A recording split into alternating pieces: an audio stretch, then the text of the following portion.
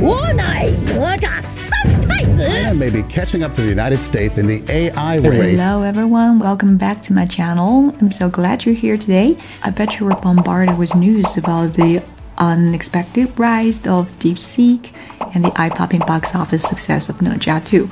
I was planning to read a news article about either of the topics, but honestly, I feel like I'm late to the party. So today, let's do something different. Let's set today's objective. I want to learn as many movie-related jargons as possible by reading an article about哪吒 2.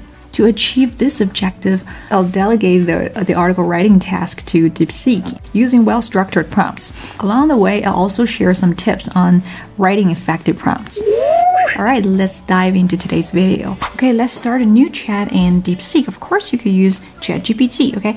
What prompt should I use to get the ideal article? How about this one? Hi, DeepSeek. I want you to write an article about哪吒 2 using as many movie-related jargons as possible. Well, it sounds legit, right? It's polite and I'm telling AI exactly what I want, but here's the thing. For large language model, extra words like reading, formalities, and polite requests are just distractions. In this case, I use Hi DeepSeek. I want you to write, and I assume that some of you probably would say, would you please write an article? Please save your breath. Every word you give to AI takes up processing power and time. So, rule number 1, get straight to the point and make it a task. Write a prompt with action verbs such as write, summarize, describe, or something like that. I think I would delete all these words. Before you hit enter, notice there are 2 options below the text box. You can toggle either of them or both. By default, AI will generate content based on its pre-existing knowledge. Okay, if you toggle deep think, AI will visualize its thought process in solving the problem to provide a more transparent approach to fulfill your need.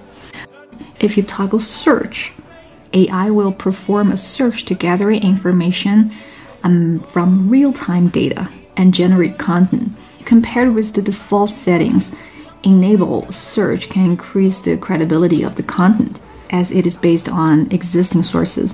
And moreover, if you want to get the best of both worlds, try toggling both of them. Alright, so anyway, let's toggle deep think first and hit enter. It's gonna take a while. And here's AI's thought process. First, it outlines the structure and start with an introduction.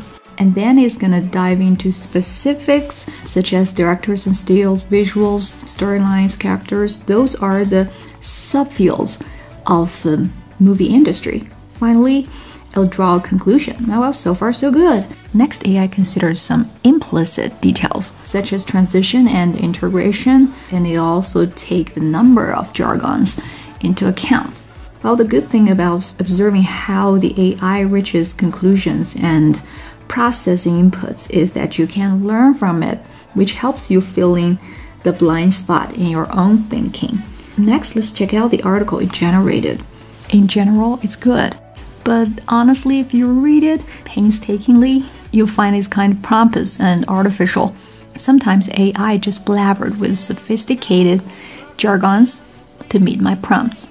Anyway, next I'll try toggling search and see whether it'll do any better.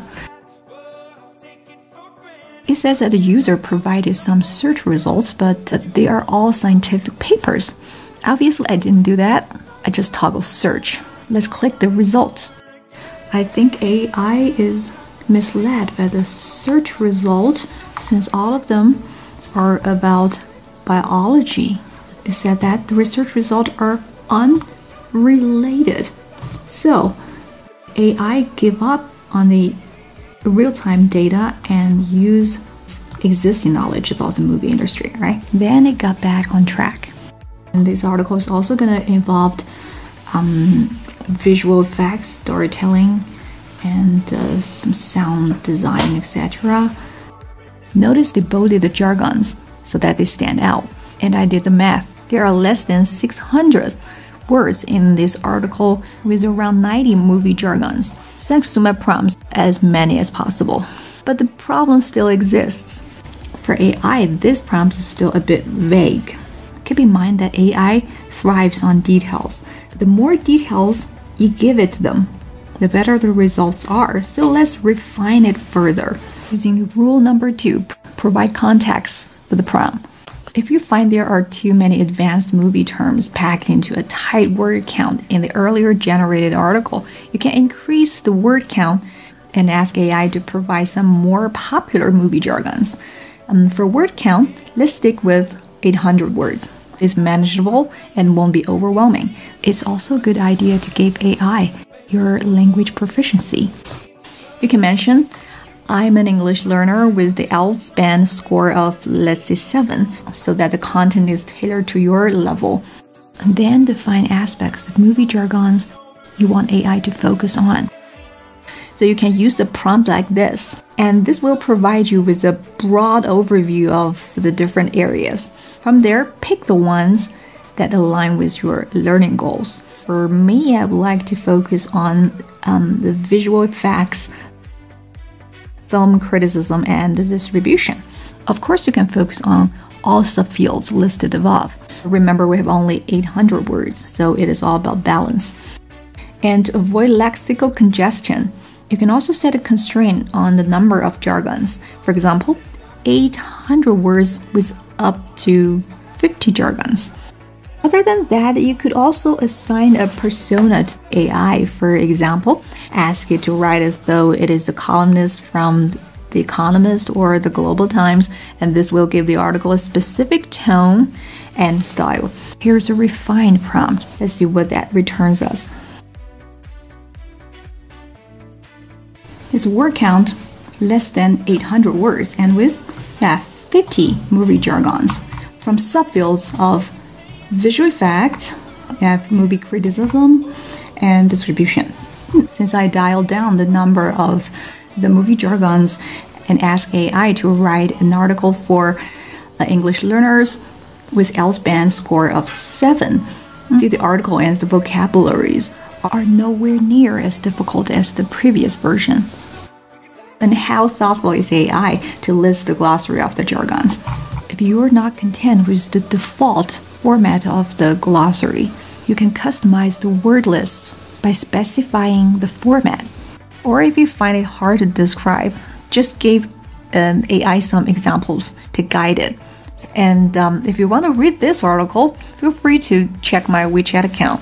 There is plenty of rooms for you to tweak the prompts to generate content that works best for you.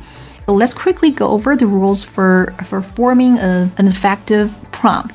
Avoid formalities, make it as a task, provide context, assign a persona, and give the format and examples.